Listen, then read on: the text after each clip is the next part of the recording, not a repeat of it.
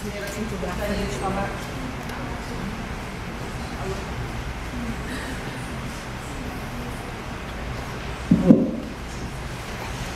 Dizer da minha satisfação de estar aqui entre os colegas, de rever alunos, ex-alunos, colegas de várias épocas, que sempre esses eventos, né, são os encontros que realmente nos dão grande satisfação. Além do momento que é tão instigante para nós, quando se propõe um tema relacionado à educação, né? São muitas reflexões que nos levam, principalmente neste momento, para mim, pessoalmente, que estou praticamente em período de aposentadoria, então depois de 45 anos de trabalho dentro do magistério. Então são muitas lembranças, muitas reflexões, e é o que eu venho hoje aqui com o intuito de compartilhar com vocês um pouco dessa trajetória e dessas minhas reflexões para a gente pensar esse momento histórico que a gente está vivendo atualmente, né? Então, ficar sentado muito gostei. Eu preparei um roteiro para a gente poder ter um fio condutor para refletirmos, né? Então, a partir do tema, eu coloco primeiro uma grande interrogação, porque eu acho que é a grande questão, acho que nos move, que sempre nos moveu e que continua a nos mover, que é pensar como que ensino e pesquisa podem se coadunar, não é? E como que isso tem acontecido no nosso fazer, né? E aí essa imagem, ela vai refletir um pouco esse isolamento, esse individualismo do professor, muitas vezes, dentro das suas instituições e do seu fazer, né? E que inquieta, de certa forma. E eu começo com uma frase do Gibran, que para mim eu acho que é importante a gente refletir a partir de algumas reflexões de pessoas que realmente pensam, né, a educação de um modo geral e a filosofia que nos move a partir da reflexão. Mantenha-se distante da sabedoria que não chora, da filosofia que não ri e da grandeza que não se curva diante das crianças. Começa aí, né, para a gente começar a refletir sobre essa temática que eu acho que é a questão do conhecimento e a pesquisa. Por favor. Eu ouso começar essa reflexão a partir da minha própria trajetória. E aí eu coloco 3 imagens aqui, que para mim elas são muito significativas, que eu acredito que não seja só a minha trajetória, mas de modo geral, quem trabalha com educação já deve se reconhecer nesse tipo de situação aqui.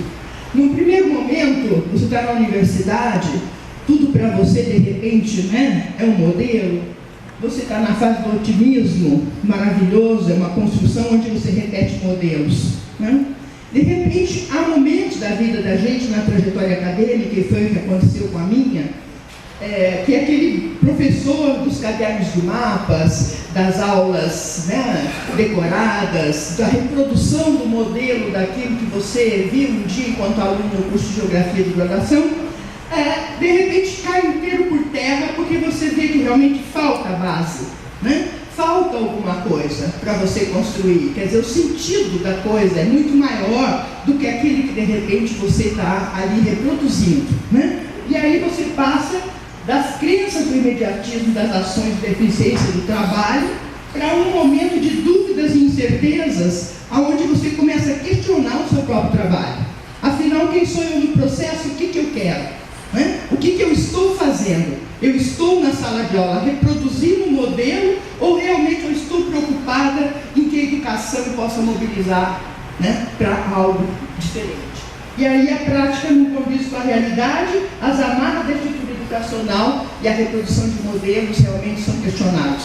E aí você está naquela fase que eu estou naquela ainda, não consegui sair dela, né? E eu acho que muitos de nós estão ali tentando encontrar nessa realidade contradição, né, redimensionar e reconstruir aquilo que é mais significativo. Na verdade, você continua catando os caquinhos da grande explosão que é cada momento que você faz um curso, que você participa de uma discussão, que você realmente entra a fundo nas ideias de um autor, né? E que aí você começa a questionar o seu trabalho. trabalho. Afinal de contas, quem sou eu no processo e o que eu quero? Né? Então, isso aqui, para mim, é a base da reflexão dessa questão, quando você pensa a questão do conhecimento e a questão da geografia, que eu estou falando a partir de mim, né? Por favor. E aí, toda a questão que vai se consolidando pode... Aí vem toda essa questão que eu gostaria de compartilhar com vocês, que para mim ela é imprescindível. Essa inquietação e essa busca, eu acho que ela não pode acabar nunca, porque o dia que ela acaba, a gente morre. Né? Então eu acho que ela é o que move a gente enquanto pesquisador, enquanto professor, né? Que eu acho que de repente da gente poder se encontrar naquilo que realmente tem significado, é a busca dos significados, o reencantamento do espaço. O espaço é vivo, o espaço tem pessoas, o espaço, né? Ele é encantador. De repente, depende da gente tentar desvendar esse espaço. Então, aí eu até volto à questão do Wright, né? Quando a gente fala, já na década de 40, de 1940, no século passado, a aventura à Terra Incógnita, isso morreu, parou lá atrás. Por que não retomar isso?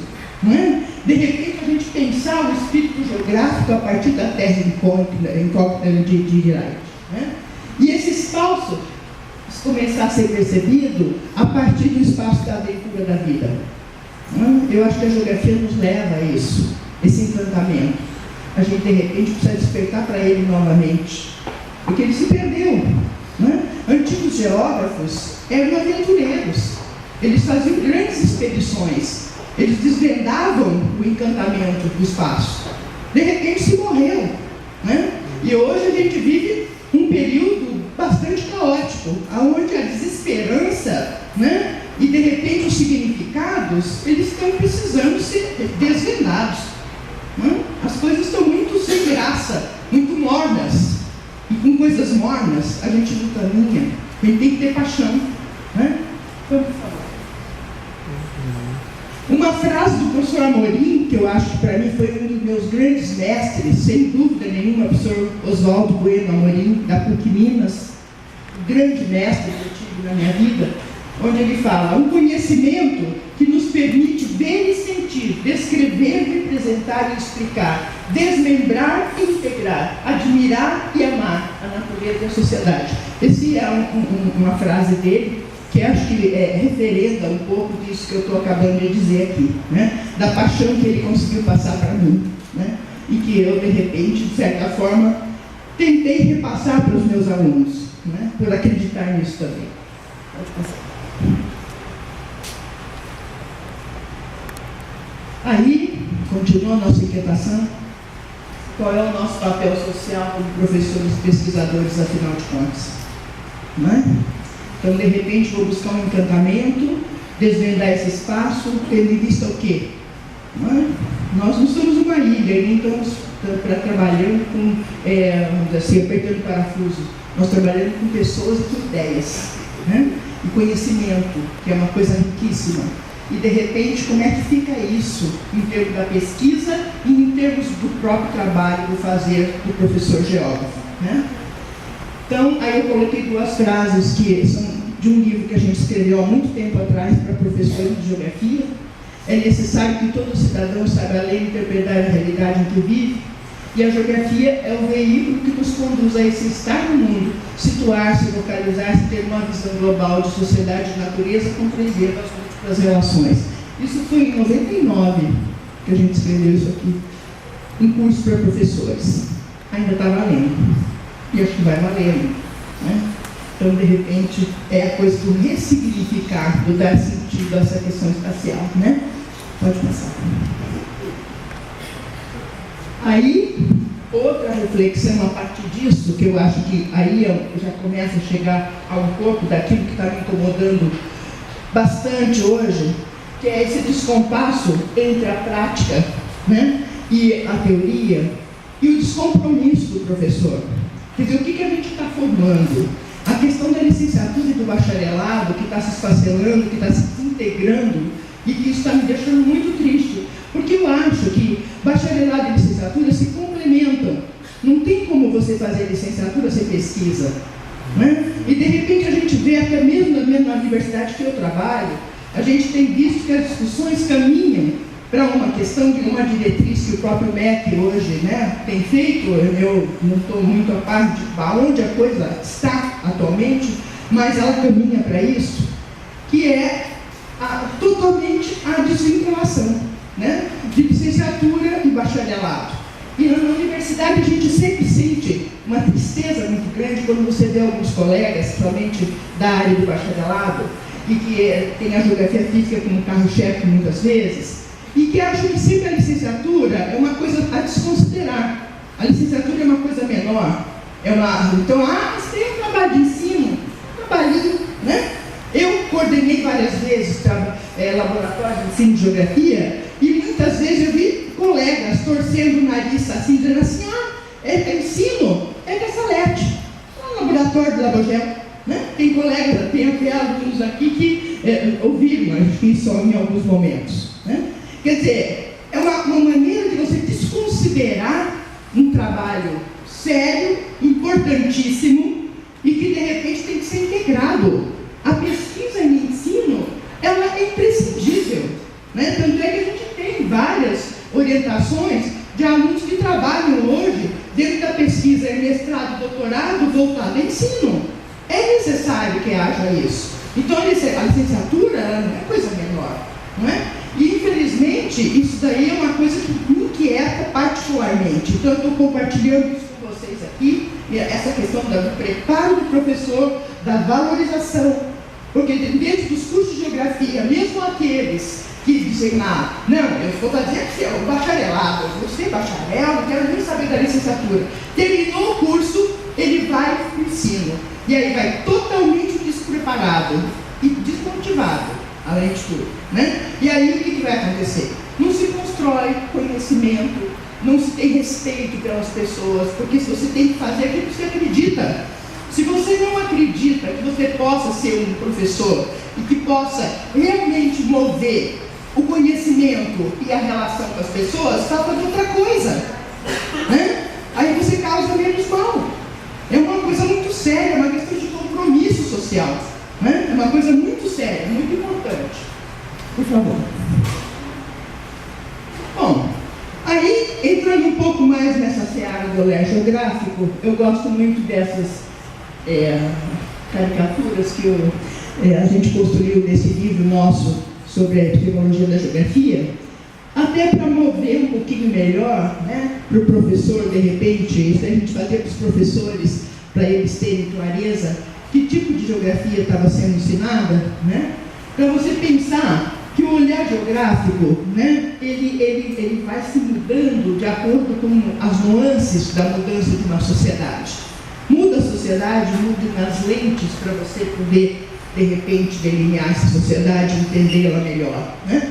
Então, vivemos num mundo de constante transformação, e aí você tem momentos onde você tem o foco diferente para você entender qual é o conceito que você está trabalhando, qual a categoria geográfica, ou ainda que visão de mundo, né? Aí, então, de repente, é muito importante, eu acho que dentro da pesquisa geográfica, mesmo na licenciatura principalmente, esse entendimento. De repente, quando você está trabalhando com um livro didático, ou você está ensinando determinados conceitos desta ou daquela maneira, ele tem um sentido, ele não é alienante, né? Ele não é uma coisa sem sentido, ele tem um sentido. E esse sentido, eu acho que todo professor tem que ter clareza, né? Então, a partir dessa síntese, ficou mais fácil, de repente, da gente poder marcar esse universo desse olhar geográfico a partir da descrição do espaço de uma geografia clássica, a uma quantificação de uma geografia utilitária, a percepção do espaço, o resgate do homem dos significados, e aí você entra na geografia crítica da década de 90, quando o espaço é construído pela sociedade, né? E aí você tem uma outra relação. E o que a gente tem nesse momento, né? Eu ousaria dizer que a gente tem trabalhado muito na busca dos significados do espaço, e isso através, principalmente, de uma geografia cultural e social, né? aonde você tem um olhar cultural, sociocultural sobre o espaço, a busca do entendimento dos significados. Então, a busca desses significados, hoje tem uma série de desmembramentos em geografias sociais e culturais. Eu diria que elas têm várias orientações, mas são, diríamos que ela está dentro de uma caixa, onde você tem esse olhar da representação, principalmente, que é o que mais nós temos nos atido em termos de pesquisa. A representação na sua mais ampla discussão, porque representação é uma categoria bastante ampla para a gente poder pensar. Então seria uma geografia cultural, humanista, ela parte até da percepção no primeiro momento, mas são várias vertentes dentro de uma mesma perspectiva, que é olhar o espaço sociocultural, dessa forma. E para isso, quer dizer, quando você pensa essas várias possibilidades desse espaço, de repente você, como juntar essa questão epistemológica e o fazer acontecer, o fazer acontecer, que é o nosso desafio diário enquanto professores dentro de uma sala de aula.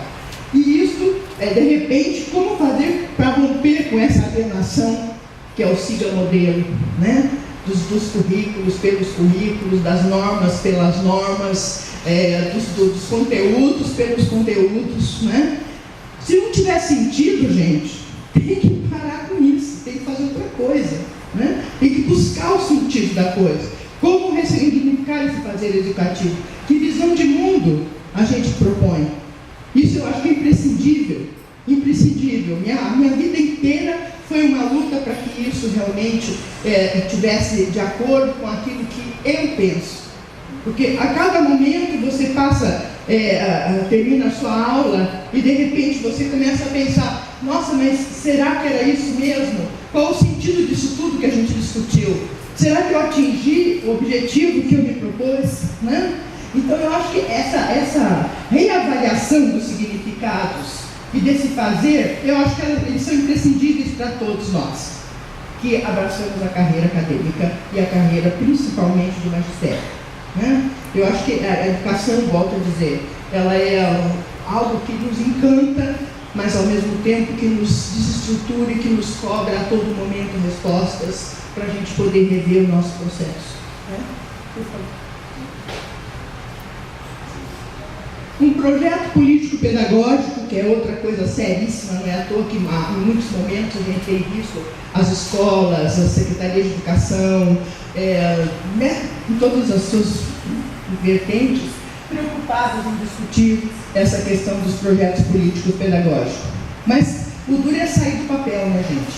Porque no papel ele fica lindo. Agora, fazer com que ele aconteça é o desafio. Mais um desafio. Pode passar. Aí uma questão aqui, que esses dias a gente teve uma banca de um aluno até de Maringá, que faz doutorado, e ele está pesquisando a discussão da geografia crítica e a abrangência dela hoje, nos currículos de hoje. E essa questão dele, eu até trouxe aqui, porque inquietou a todos nós, inclusive da banca, porque de repente a geografia crítica está viva, ela morreu, ela está onde? A cultural social está tentando permear por ela, e a cultural está onde? Então, como é que estão esses parâmetros dentro do fazer geográfico hoje? Então ele coloca: a geografia crítica conseguiu seu intento formar sujeitos críticos, autônomos e emancipados? E as geografias pós-modernas romperam com a proposta geocrítica de pensar o espaço? É uma questão que eu trouxe justamente para que todo mundo pense junto, Quer dizer, eu, por exemplo, estive muito próximo dessa questão da mudança, ao momento da década de 90, em que os currículos deixaram o sistema solar por mercadoria, e sem o professor saber nem o que era que estava acontecendo, e que muitos iam nos livros de escola técnica de comércio lá, e buscar o tema mercadoria para poder ensinar para os coitadinhos da quinta série. os meninos da quinta série. Aí davam aqueles textos enormes sobre mercadoria. Mas em nenhum momento se entendia que mercadoria era o espaço mercadoria. Que espaço mercadoria era esse? Era mercadoria pela mercadoria. Então eu estou até colocando aqui, quer dizer, equívocos que aconteceram nessa trajetória de rompimentos e que de repente faltou, né, o entendimento. Quer dizer, até hoje tem muita gente que acho que não entendeu muito bem o sentido dessas coisas. O que é ser crítico? O que é trabalhar com o cotidiano? Então são N coisas que eu acho que carece, por isso que tem que ter a questão do conhecimento sendo debatido, sendo ensinado de certa forma, lido, né, refletido, porque senão não tem sentido.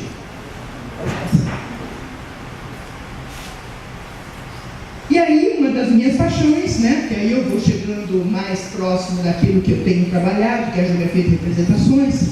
Então, da onde que surge isso, né? Que então hoje você trabalha com representação, é a partir da cartografia, mas a cartografia dos não mapas, né, que eu tenho trabalhado, a negação da cartografia oficial, mas uma cartografia sensível, que é a cartografia dos mapas mentais, né?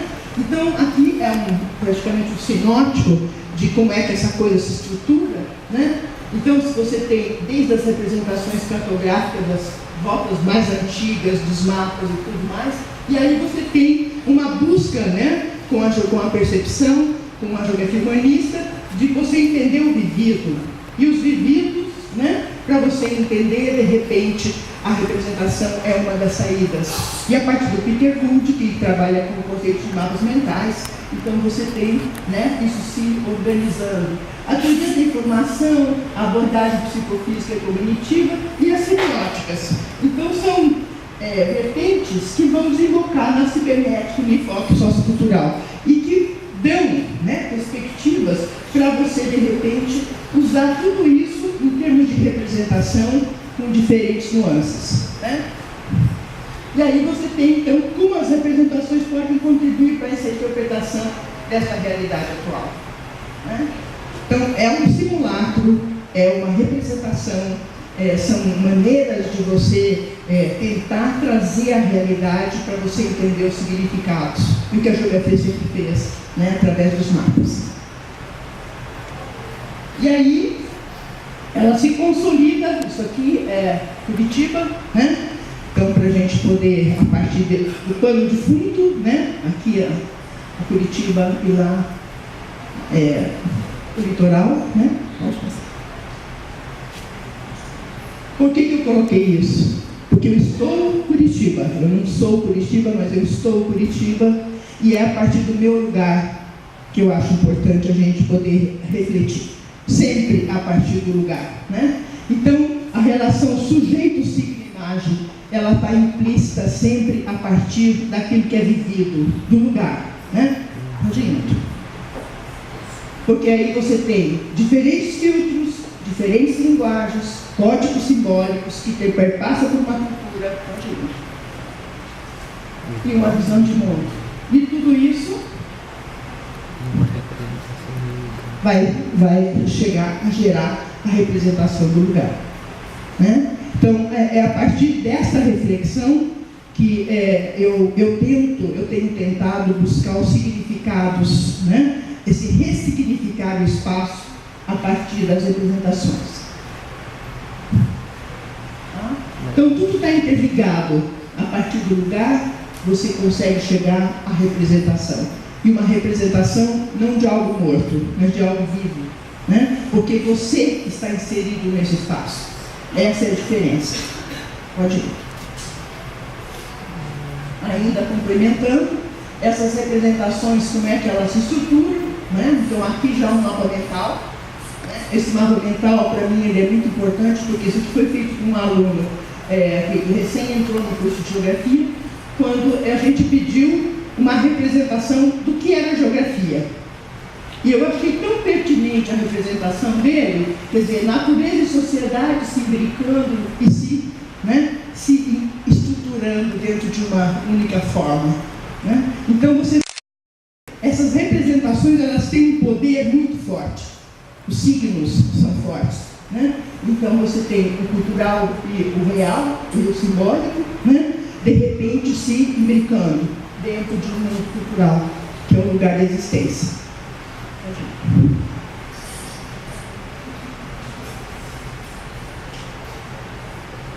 E aí, a minha questão, né? Os mapas mentais, como construções dialógicas que são realizadas por sujeitos reais, históricos, né?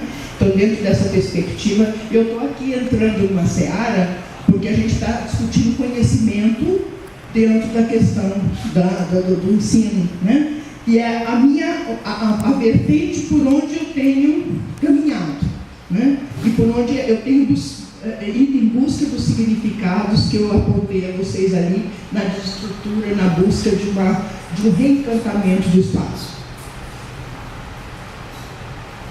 Esse mapa mental que eu tenho trabalhado, né, que é um conceito que veio do Peter Good, né? Então você vê que se nós formos procurar na internet o que é mapa mental, vai aparecer uma outra coisa bem diferente, né? Que é um sistema que é usado em recursos humanos, quando na verdade para nós o mapa mental ele é uma cartografia étnica, uma etnocartografia na verdade, né? Porque ela é uma representação simbólica, né, de elementos do vivido. E eu parto do Harley, que foi quem me motivou para esse tipo de reflexão, que trabalha com a cartografia dos não-mapas, que ele chama, né? Então, ali é uma frase dele. Ele une o objetivo ao subjetivo, a prática aos valores, o mito ao fato comprovado, precisão à aproximação, permitir entender a verdadeira significado do ver. Mapa seria, portanto, uma representação gráfica que facilita a compreensão espacial dos processos e fatos do mundo humano. Então, veja como isso é denso, né? Como tem sentido. E essa etnocartografia, ela perpassa toda essa forma de representar, desde das cartografias indígenas ao mapa mental que se faz das pessoas nas determinadas, das mais diferentes situações, né? Então, o mapa mental seria fruto, né? Seria um texto dialógico. E eu analiso esses mapas mentais a partir de Bakhtin, quando ele fala do dialogismo, né? Os dialogismos, a forma com que você sempre é o diálogo com o outro, que se estabelece através dos signos. Então, ainda pensando isso, né? Adiante. É interessante aqui essa frase da Luana Cavalcante, que eu trouxe para a gente poder retomar um pouco a nossa reflexão de tema. Olhar, sentir e viver o lugar, a partir então de tudo isso que eu construí, o mapa mental, como uma representação, como um caminho possível.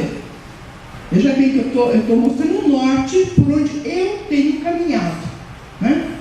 Não que seja o melhor, nem que seja o pior, mas é um caminho. E a Ana coloca essa frase que eu gostei muito: a ordenação da vida cotidiana expressa relações com o lugar. E é por meio dessa vivência que a geografia pode considerar que o espaço geográfico não é apenas uma categoria teórica, que serve para pensar e analisar cientificamente a realidade. Ele é essa categoria justamente porque é algo vivido. Aí que é a questão. Estou reforçando bem aquilo que para mim é imprescindível. Por nós é resultante das nossas ações. É o vivido do qual eu estou inserida, que eu faço parte, e é a partir desse vivido que eu construo as relações.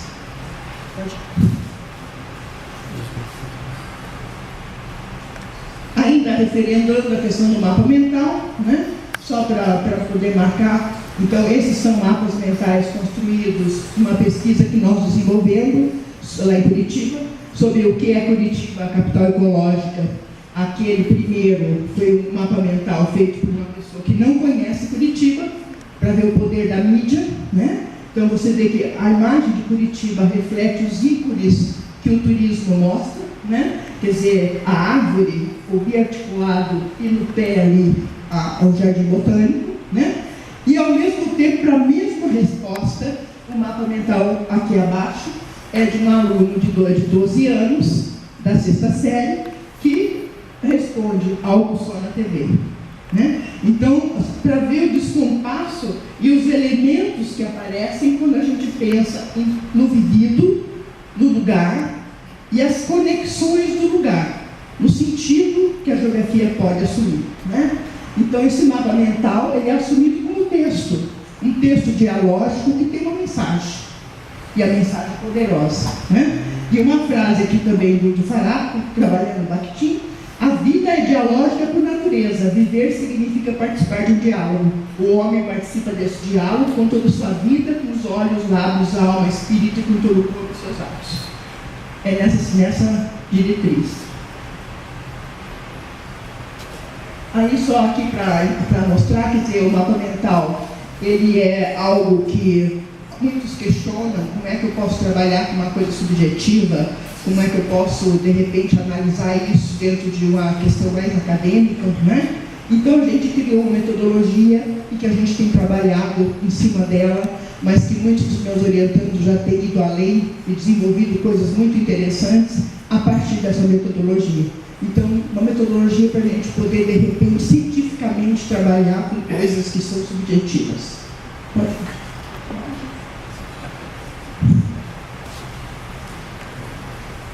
Aqui, quando a gente fala de pesquisa, eu coloquei aqui um organograma, pode passar todo ele. Um organograma que a gente poderia decifrar ele aqui, só ele, uma palestra inteira, aonde, de repente, se estrutura a pesquisa que nós temos desenvolvido a partir de representação, né? Então, com suas várias nuances, tanto fenomenológica como a partir da percepção e cognição, né? E a geografia humanista cultural no meio, os principais Moscovici, Bakhtin, Bourdieu e Dimeau, que nós temos trabalhado, né? E o aporte teórico aqui, filosófico, Hegel, Russell, Merleau-Ponty, Bachelard, né? Isso pensando na pesquisa que se pode desencadear, né, em termos de ensino e pesquisa, tendo esse tipo de aporte, principalmente chegando à questão dos mapas mentais e à questão da representação.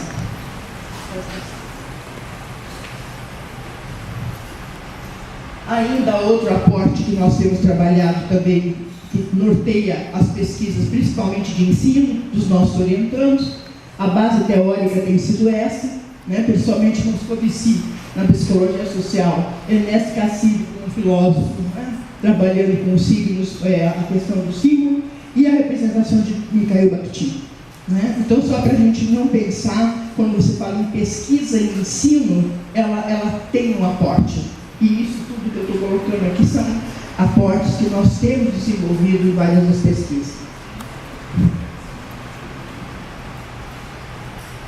Pode ir.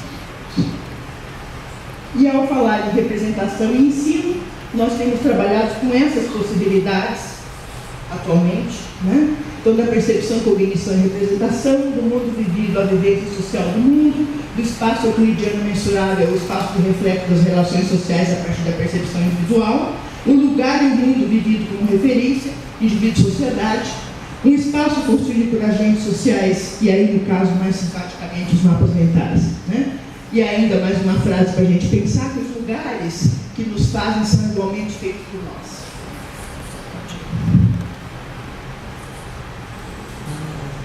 Aí, como eu falei, teve alguns dos trabalhos, né, teses e também dissertações que foram defendidas. Eu trouxe uma aqui do Wilson Galvão, que foi uma das dissertações desenvolvidas a partir dessa questão dos mapas mentais, né? E que ele se debruçou sobre a pesquisa durante um ano todo, né, sobre o significado de geografia para alunos de sexta série.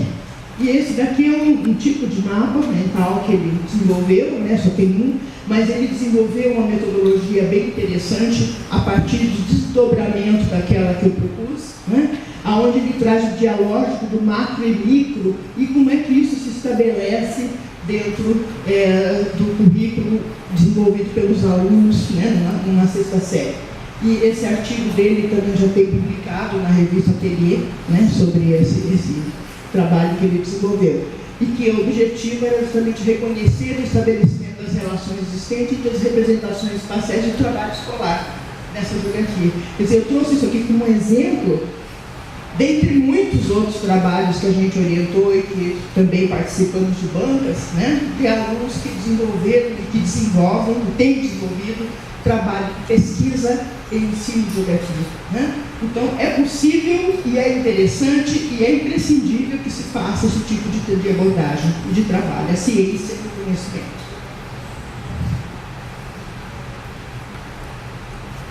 Esse aqui também é um outro trabalho que nós desenvolvemos e que eu achei interessante trazer para vocês, que aqui também vocês fazem, e que eu já vi que tem muitos que apresentaram trabalhos aqui nessa perspectiva, que são a partir das maquetes, porque quando você fala sobre o lugar é melhor representado quando você começa a vivenciar a partir da maquete, né? Então, esse projeto foi feito, um projeto da maquete ambiental de Curitiba, foi um projeto que foi muito gratificante para mim, foi um dos primeiros que a gente teve no laboratório de ensino, aonde integrava justamente essa questão do ensino e da pesquisa, né, com alunos de 5ª até 8ª série, mas o interessante foi que esse trabalho, ele fez com que alunos que estavam à margem, e que eram os piores alunos da sala, se destacassem e que depois, mais tarde, fossem fazer vestibular de geografia, né? Então, sejam, quer dizer que de repente, o que faltava para esses meninos,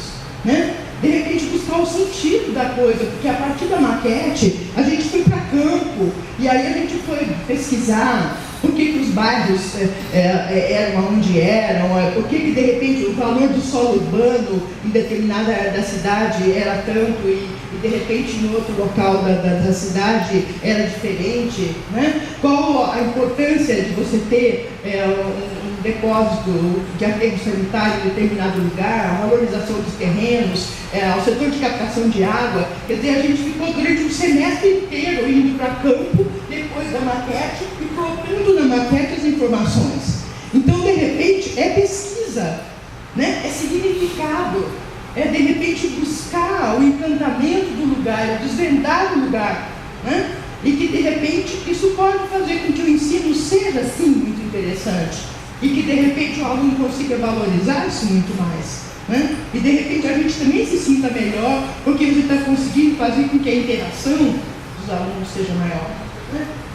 Então, ainda tem uma frase aqui também para a gente poder pensar: a interação entre educador e aluno com os objetos do conhecimento não deve se desvincular de suas vidas, aproximando-os efetivamente na concretização do ato de aprender, que é da Bolo, né? Uma frase que eu achei bem interessante.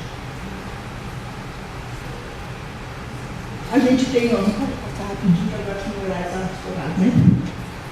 Eu queria compartilhar com vocês que a gente também está tendo uma outra perspectiva de trabalho hoje na Federal do Paraná, que nós conseguimos aprovar um projeto no CNPq, mas esse projeto ele é muito importante para a gente porque ele está conseguindo fazer com que a gente integre pesquisa e ensino, né? O objetivo, inclusive, desse trabalho com festas e a representação da paisagem, ele vai gerar cartilhas, né, e trabalhos que são voltados ao ensino. Então, a gente tentando fazer um projeto integrando as duas coisas, que eu acho que é o nosso desafio maior, né? Então, é só para compartilhar com vocês. E o NER, que já foi falado aqui, que é um outro núcleo de pesquisa, que é uma integração nacional, que nós fazemos parte com muita satisfação, e que nós temos dentro dos eixos de pesquisa, né, alguns aspectos que também referendam aquilo que aqui está sendo debatido e refletido, que é a questão dos estudos de percepção e ensino, e que também norteiam algumas das pesquisas que nós temos desenvolvidos dentro da universidade e junto com colegas de outras instituições, de outras que fazem parte da rede. E para a gente fechar, eu gosto muito dessa frase aqui, né? Que já que eu estou nessa seara de desvendar imagens de representação, a frase do Rubem Alves que eu gosto muito: amo as imagens, mas elas me amedrontam. Imagens são entidades incontroláveis que frequentemente produzem associações que o autor não autorizou. Os conceitos, ao contrário, são bem comportados, pássaros engaiolados. As imagens são pássaros em voo, daí o seu fascínio e perigo. É isso.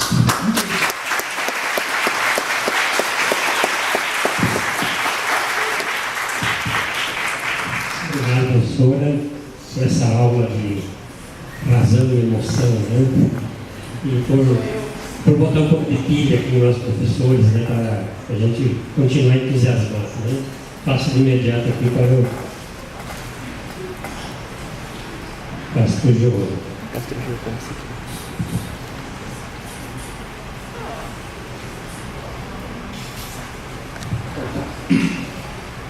Então, boa noite, né? Boa noite a todos. Inicialmente queria agradecer a oportunidade de ter estar com vocês, da minha amiga Salete, meu amigo Leonardo. Estava pensando, essa mesa não é só de espaço, mas também de tempo, né? Porque, na realidade, nós estamos há muito tempo nessa corrida, neste caminho da geografia do ensino. Acho que todos nós fomos, eu não era muito gurizinho, mas nós fomos para chegar no Milton Santos de volta ao Brasil. E essa oportunidade de estar com vocês, para mim é sempre um prazer estar em Florianópolis. Eu sempre brinco que é uma terra que eu amei desde guri, né? Não sou Alegrete, mas também Florianópolis. Acho que todo gaúcho sonha um dia, já sonhou em vir morar em Florianópolis. Não sei se é uma representação social, não sei se é um mapa mental, mas que todo é separatista, só separa se levar a Santa Catarina junto, não é verdade? Até deixamos Maringá de lá, Curitiba, Maringá. Fico feliz que vocês todos eram vendo quanta gente, meu Deus do céu. Eu não sei se eu me sinto um pouco bem realizado, tem tantos ex-alunos aqui, né? Alunos atuais, doutorandos, mestrandos, alunos de graduação, alunos de iniciação científica e algumas figuras também, né? Enfim, marcantes na área da geografia, Volmério presente, Sandra Mendonça presente, e tanta gente que estamos na briga por essas questões, que a Salete trouxe, por exemplo, a desvalorização do ensino da geografia nos departamentos bíblicos das universidades federais, né? E desde 70 já se discute, já se briga e tal, e vários outros atrás também que fazem parte dessa história da geografia. Tá? Então, eu fico feliz que vocês estejam aqui, que a gente possa, enfim, dialogar. Eu penso que cada vez nós temos que criar grupos de trabalho, na realidade, né? Não tanto a palestra, não tanto, enfim, debate é importante, mas grupos de trabalho para poder realmente sentar e pontuar algumas coisas. É verdade, Salete? Bom, mas enfim, então, fala depois da Salete também um problema, porque a Salete é essa poesia, né? Meia, sempre foi assim, tá? E eu sou mais gringo, sou mais solto e tal, então tem que. Mas eu vou me policiar, porque nós tínhamos combinado, falaríamos no máximo 30 minutos, e ela falou 50 minutos. Então sobrou 10 para mim. Tá? Aí eu vou fazer como faz os comandantes, vou tentar pegar uma corrente de ar e chegar, porque eu já estou ficando com fome e o jantar é às 9h15, não é verdade? Então, bom, eu vou pensar me policiar também, porque quando a Ruth me convidou, eu falei, quero isso aqui que eu falo, porque no primeiro momento eu achei maravilhosa a ideia. Depois eu vi esse tema, eu disse, meu Deus, isso é tudo, né? Aí eu me rotina, queres o que na realidade? Não, queres que eu fale, tu pense a partir da sala de aula. Então é isso que eu vou fazer. Coisa diferente da Salete. Não vou trazer pesquisas minhas, nem do meu grupo de Porto Alegre, nem dos meus orientantes, que estão vários aqui, mas vou tentar falar a partir das minhas preocupações de um professor que vive o dia a dia de uma sala de aula. Tá? Acho que é por aí que eu vou. Já que a Salete, então, enfim, já fez uma ilustração de muita qualidade, muito competente, de alguns conceitos que eu vou tangenciar por ela. 5 minutos já falando, tem mais 5 minutos. É sacanagem, no mau sentido. Sacanagem também tem bom sentido.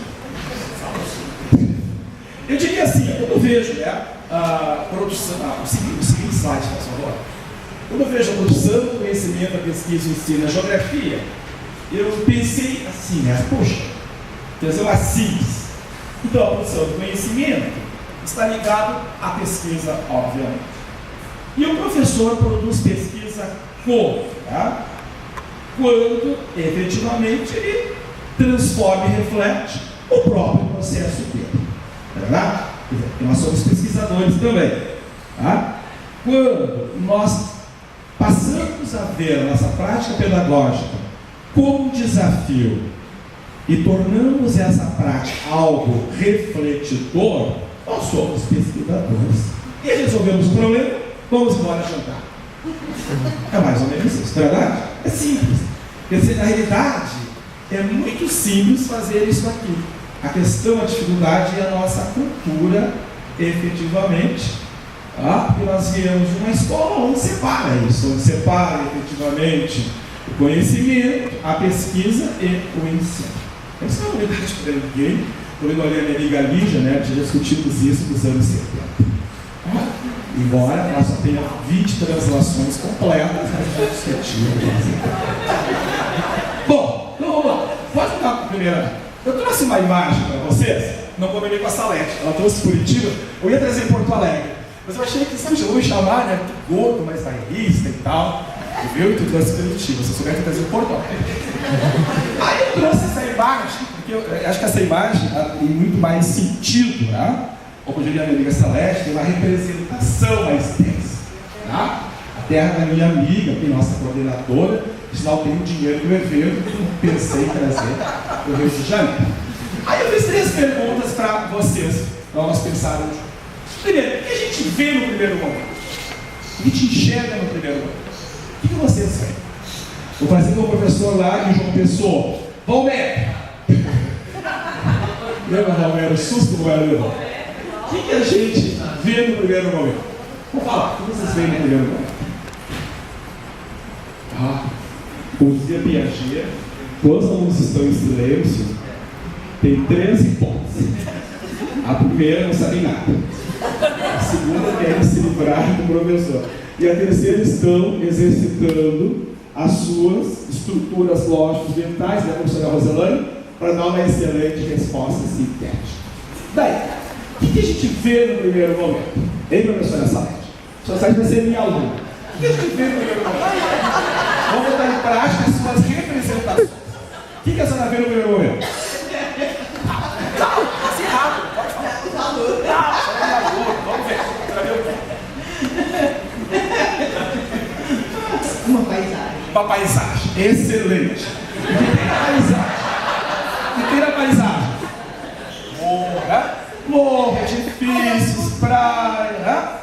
Claro, ela fez geomorfologia, disse para mim que são pães de açúcar de origem granítica lá do pré-cambriano. Mas ela já foi além, quer dizer, é uma aluna mais, mais assim, mais assídua em geomorfologia.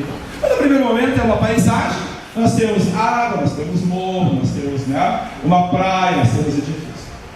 Agora, o que está escondido quando eu faço um movimento temporal? O que tem aí? O que eu posso pensar? Como é que era isso? Como é que foi isso? Porque o aluno, no primeiro momento, aliás, o aluno, ele vai trazer esse primeiro momento. Né? E vocês estão vendo, alunos, casa. Tá? E vocês estão vendo, alunos, árvore. É ou não é assim? Tá? Sabe que os alunos trabalham de campo? Impressionante como eles enxergam simplesmente esse primeiro lugar. Tá? Quer dizer, eles enxergam uma informação. O primeiro instante é uma informação. E o livro vai trazer, que é, né, que na realidade se fala geralmente sobre informações. Agora, quando eu começo a problematizar, quer dizer, quando eu começo a incomodar o aluno, ele passa a fazer o quê?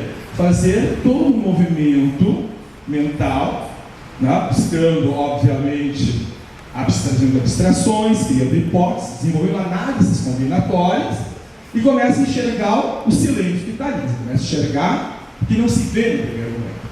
O mais importante é fazer ele pensar como era isso. Como tu imaginas que era isso? Sempre foi assim. Por que efetivamente chegou assim? O que tu achas que levou efetivamente a esse processo? Então eu estou provocando esse aluno a desenvolver efetivamente um conhecimento que eu estou problematizando. E aí eu começo a pôr pontuar o que eu entendo por conhecimento. Agora, quando eu vou além, eu continuo nessas provocações, quando eu vou efetivamente eliminando hipóteses, tecendo novas hipóteses, duvidando da verdade que ele traz, embora seja uma representação social que ele tem, que é coletiva, tá? Eu começo a entrar na terceira pergunta.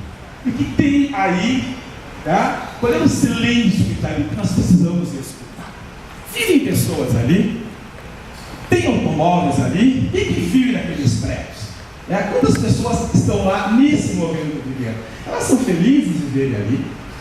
Como é que elas se movem? Como é que elas se locomovem? Como é que elas se organizam? Como é que elas se estruturam? Como é que isso foi estruturado?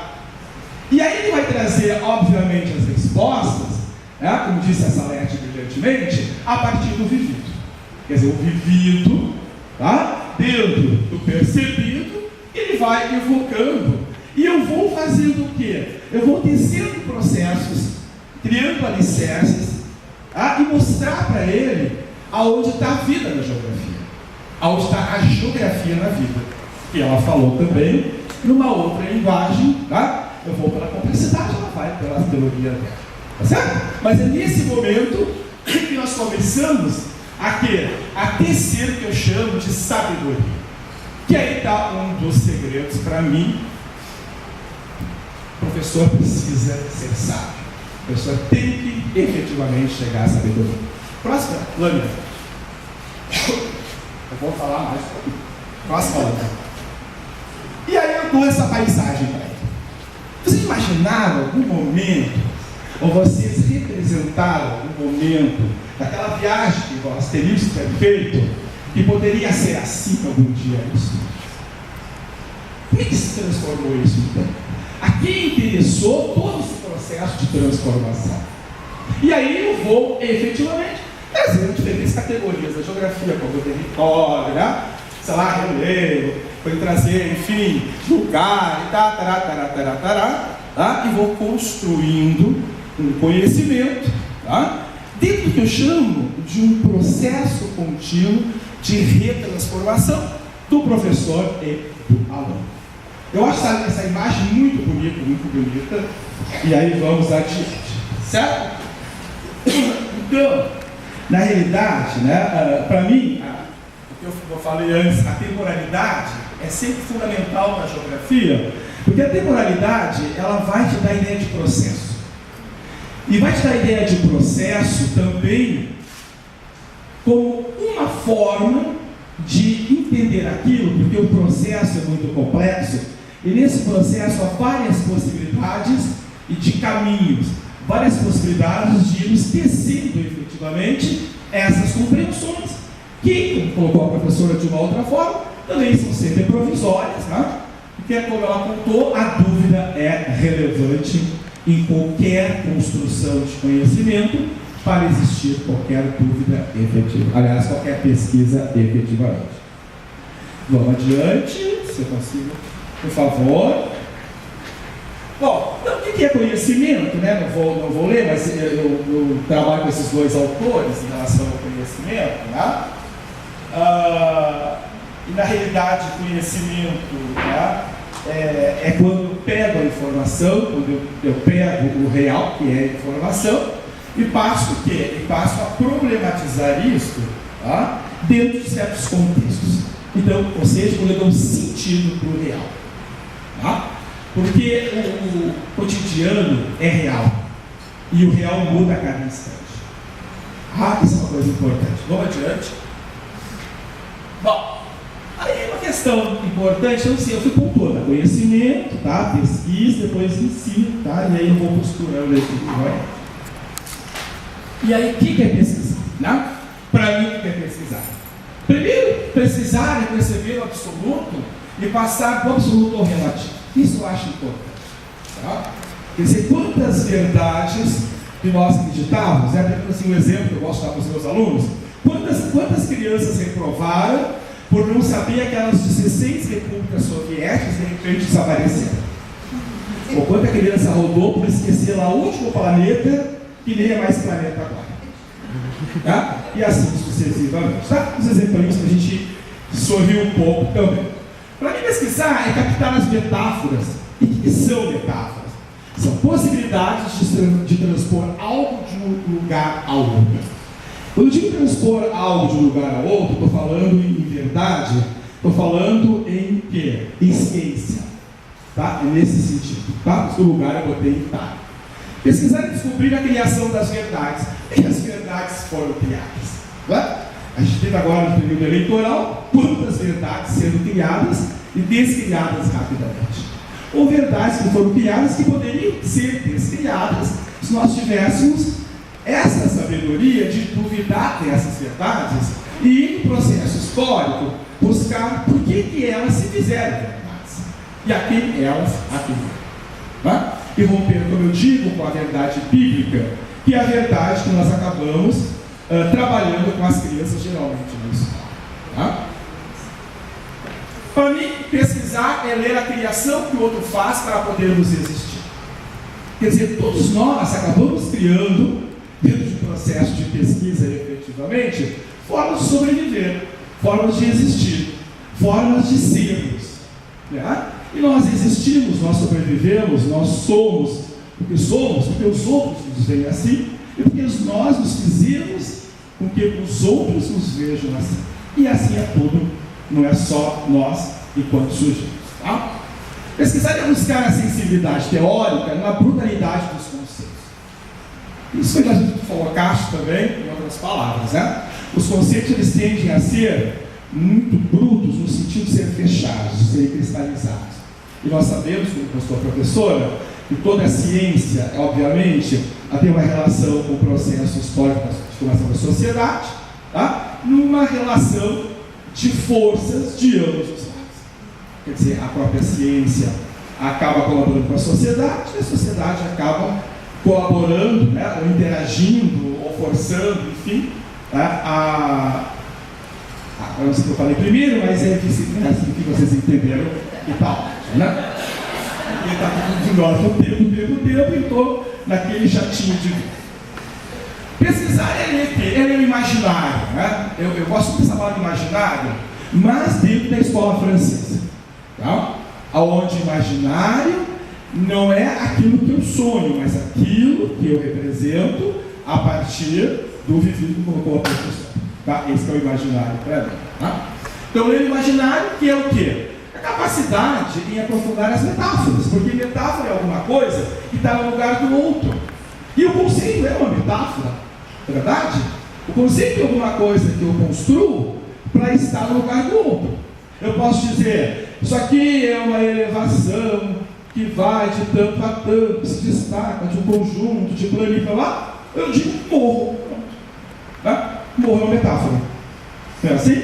Por exemplo, muita coisa para chegar a morro. Eu digo morro, simplifiquei, brutalizei e ficou no lugar. É nesse sentido, tá? Estou trabalhando com aquilo com a professora com semiologia. A professora tem semiótica, fazendo a semiologia. Pulou. Certo? Tá. Bom, aí, tá? Só que tem que falar ali. Então, o que é metáfora, né? Aliás, o que é imaginário? É a capacidade de usar metáforas, descobrindo as razões para o seu esquecimento. Ou seja, isso é uma coisa importante. Eu também tenho que pesquisar por que algumas coisas deixaram de existir. Algumas coisas, né? Não se fala mais, não se pensa mais, não se acredita mais. Não é porque, um exemplo bem simplesinho. De repente, ovos fazia mal, ninguém comia ovos. Teve excesso de galinha, excesso de ovos faz bem. Tá? Aí, como diz o Luciano Veríssimo, quem vai pagar os ovos que eu deixei de comer e que me davam prazer? É mais ou menos isso, brincando, obviamente. Tá? Nesse sentido. Por diante. Bom, e aí eu trouxe duas questões assim para pontuar. Primeiro, né, enquanto professor, por que é tão difícil, né, a gente ter conhecimento pleno? Porque eu penso sempre nessa questão da provisoriedade. E nós temos pouco estoque de conhecimento. Na realidade, nós sabemos muito pouco. É muito pouco. E mais, nós sabemos, além de saber muito pouco, nós não duvidamos do que nós sabemos. E nós não temos a humildade de geralmente nos darmos conta que sabemos muito. E isso, para mim, é um dos problemas, sim, do fazer pedagógico, seja da geografia ou qualquer outra área do conhecimento. Aqui eu não escrevi geografia, mas vocês, do seu